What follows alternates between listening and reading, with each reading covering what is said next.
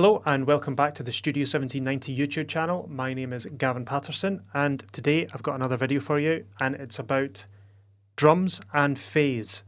So this is a little bit more of an advanced video, so this will be under the advanced tutorials. So this is going to be about a technique I learned about 7 or 8 years ago which involves phase. So a bit complicated, but I'm going to dive straight into Cubase and I'll show you what is going on. Okay, so I've got this is a session from my own band actually. This is a song called Detour by Eriska, which is out on Spotify. And I'm actually playing drums on this one. So yeah, just ignore the playing. Just listen to the sound of the drums. So this what I've done is I've went back in my hard drive and I've found a version of this that is completely unedited, or the drum phase is exactly as it came out of the recording, out of the microphones. So phase, what is phase? So quickly explain. Phase happens when you have two or more microphones on one sound source. So for example, like a snare drum, you might have two microphones on the snare drum. So when the drummer plays the snare drum, two microphones are capturing the same thing. But what happens in that situation is, depending on the mic placement, because sound travels quite slowly in the grand scheme of things, the speed of sound in air on Earth is about 761 miles per hour. Which sounds really fast, but it really isn't.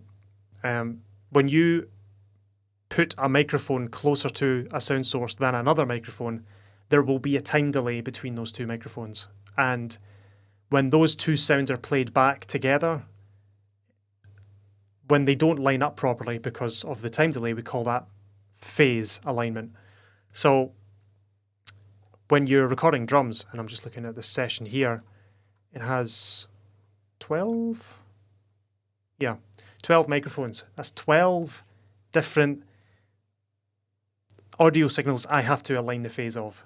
So just go back in. So it can get really, really messy and complicated very, very quickly.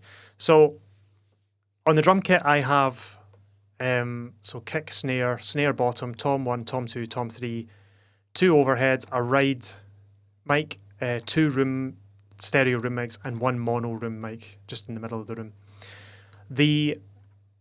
When I set this up in the recording studio, I made sure that the stereo overheads, so the left and right overheads, were exactly the same distance from the snare drum. So one is on the left side of the kit above the hi-hat, the other one is on the right side of the kit above the sort of ride cymbal, this right end, floor tom kind of end.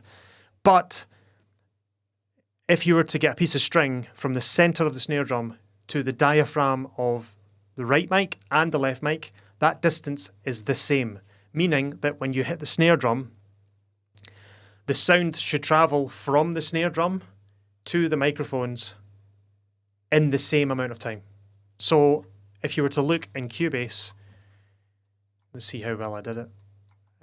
There's a snare. Where's the snare hit? Snare hit. Right, there's a snare hit here. Okay, if you look here, see, I've done not too bad actually. So see that little wave there and that little wave there? That is the snare hit coming into the two microphones at the same time. Now you can see I've just gotten, what I did to align that was I literally just got a jack cable. You can use this with a piece of string, anything, and you can literally put one end on the center of the snare drum and then put your hand up to the microphone and then get the distance and then swivel yourself around and do the same for the other microphone and keep doing that until you get that distance to be the same. And as you can see, I've managed to get those two waves pretty much perfectly aligned just by doing that really unorthodox method. But I mean, you can see it's slightly out. Like the left one is maybe like a couple of samples out, but it's so tiny that you'll never notice. So we're dealing with minute details. So I did that for that, and I also did it for the room mics. So the room mics, I didn't match up with the snare, as you can see. So the room stereo room mics are here. You can see they're slightly out of sync with the snare drum, and then the mono room is even further out. But they're all in a line in the room, so they are going to be different distances, so I'm not too worried about that. I usually focus all my alignment around the snare drum, just because I like beefy snare drums. So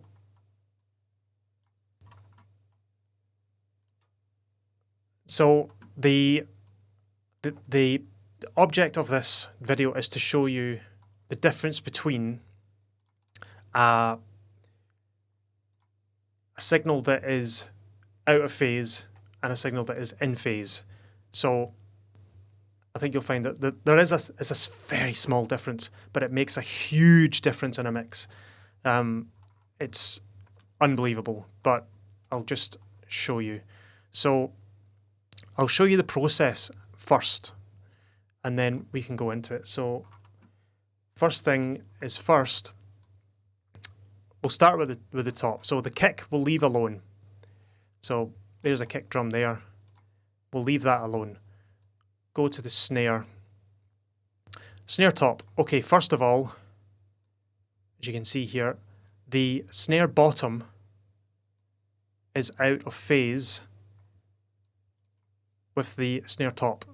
Reason being is because when the snare gets hit by the stick, so the drummer hits the snare drum like that, the skin will go down, up, down, up, down, up, down, up, and vibrate, but it will go down first. And the microphone is up on the top recording that, so it will go like that. On the bottom, the opposite's happening. So if you have a snare mic on the bottom, the skin will move towards the mic, away from the mic, towards the mic, away from the mic. On the top, it starts off away from the mic, towards the mic, away from the mic, towards the mic. And that's happening, so they're opposites. And if you can see on the wave file, it's the same deal. So the snare top is going down, up, down, up, down, up. And the bottom one is going up, down, up, down. So what you have to do, I'm just going to select all events. So that selects all the events on the snare bottom channel, right? And I'm going to press a little button on my Raven. I'm just going to put my mouse over it. So that button there that I've set up. So these are like Raven toolbars and shortcuts that I've made. It's for my touchscreen. It doesn't come with Cubase. If you have Cubase at home, you might see these buttons at the bottom and go, what is that? So that's for my Raven. So I'm going to hit that, phase reverse, and you'll see, floop, it flipped. So now that's in phase. So I'll see if I can show you before and after. So this is out of phase.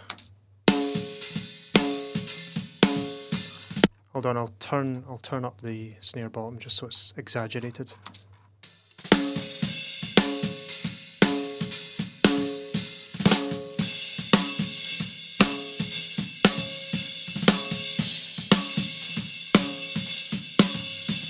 Okay, that's it, in phase.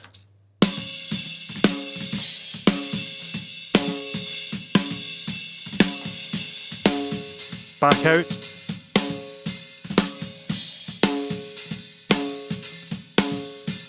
Back in.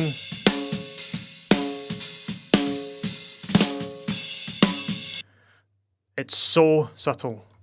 If you're listening on decent headphones or studio monitors, the thing I noticed was just a tiny little bit of low end. It just became a little bit punchier, but it's so tiny. But all these little changes accumulate over time. So we'll move on to the overheads. So what I'll do is I'll find a nice snare hit like this one. So that's a snare hit here. So the top and bottom are singing together now. But if you look over here, the overheads are way over here. They're later because they're further away from the snare. I don't want that. So what I do is I just select the channels I want to move, right click, select all events, and then if the grid's off, I can just drag these around. So what I'll do is get the timeline moved here. I'll put that to about there. I'll just increase the width a little bit just so I can see. That's pretty close. And I'll do the same with the ride as well, because why not? See, this one isn't very clear. It's kind of, I must have been playing the ride cymbal at the time, so it's kind of mushy. So I'll go and find another snare drum somewhere. I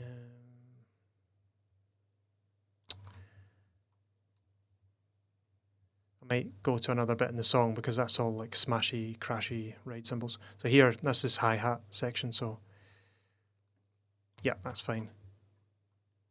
Increase that width so you can see it a lot clearer now. Just move it up. Cool. Moving on. Rooms. This one's not very good. I'll move to another one. Yep, that's a good one. You'll see that it starts here. Shift it up. Looking good. Then mono room.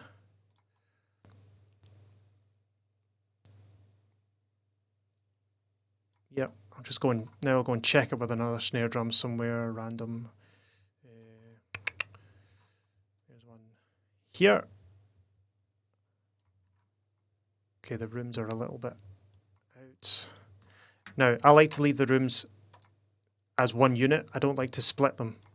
So like that one there, the right one is lagging behind. That's okay, because there's other information in the kit that I don't want to affect. I don't want it to it's just the snare drum I'm concentrating on really just now. So that's pretty good. So I'll check the kick, because the kick hasn't been changed at all, and it might be a bit early or late.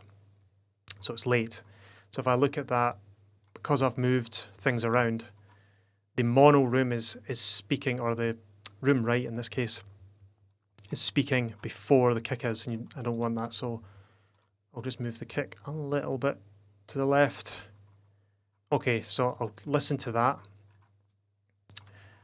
What I'll do is we'll hear a before and after. So history, and I'll undo everything I just did, which I think takes us to about there. Apart from the phase invert, I can leave that just now. And I'll take us to the smashy section. So this is before I've done anything.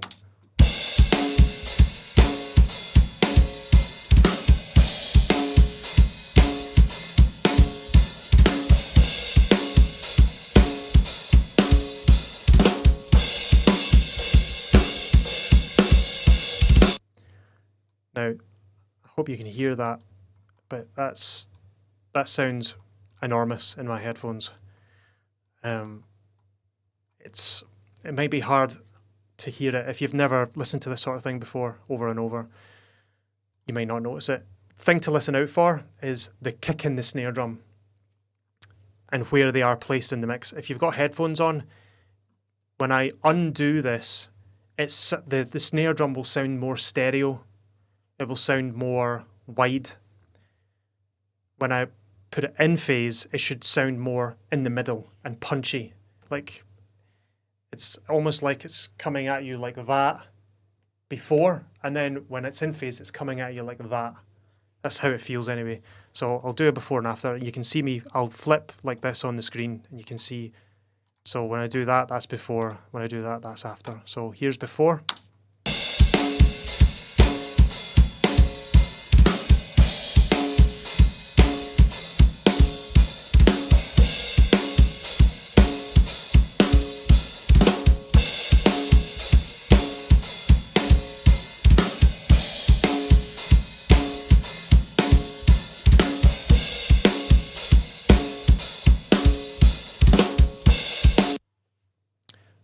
That, to me, it sounds, that's a profound difference. That is like night and day.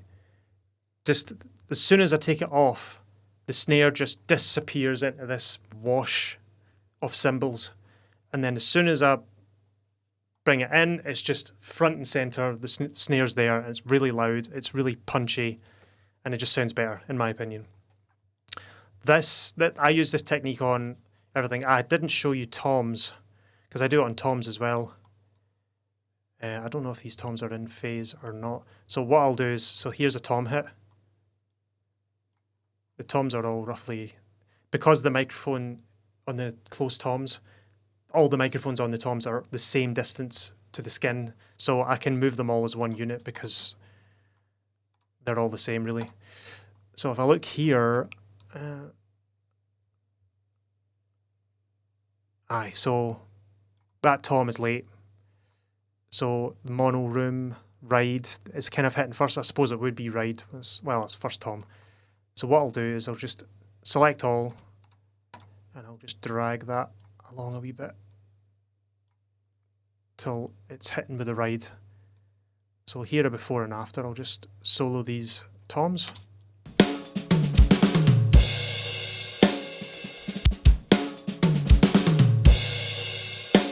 Out of phase.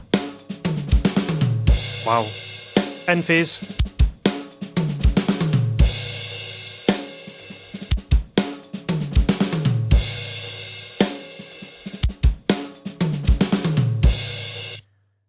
They just jump forward in the mix. Before they just kind of sound like in the back, kind of washy. Just it focuses everything all up, so the full kit sounds immensely better. So yeah, I've been doing that technique for years now, and it is like 50% of my drum tone comes from this method. So yeah, I just wanted to do a video on this. I would say like 50-60% of the sound of a drum kit comes from being in phase to start with, because if it's not in phase to start with, it doesn't matter how much EQ and compression you add to the thing, it will never make it sound punchy. You can add compression to your heart's content, but it will never get that punch that just getting it in phase will do. So quite an important thing. It's the secret sauce of a good drum tone. And anything with more than 2 mics on it this technique needs to be done to it. That includes acoustic guitar. Sometimes you use 3 or 4 mics on an acoustic guitar, depending on what it is, and DI as well. If it's keyboard or in the box stuff, you've got to hopefully believe that it's been put in phase by the manufacturer. If it's a sample or synth sample or something, you've got to hope that all that's been done. But it's always good to check. So that's it for today's video. Thanks for watching. If you enjoyed this video, please leave a like, and you can subscribe to the Studio 1790 YouTube channel. In the description below, there's some links to social media and the studio website. And don't forget to hit the notification bell if you want to receive more updates and videos like this. Thanks for watching.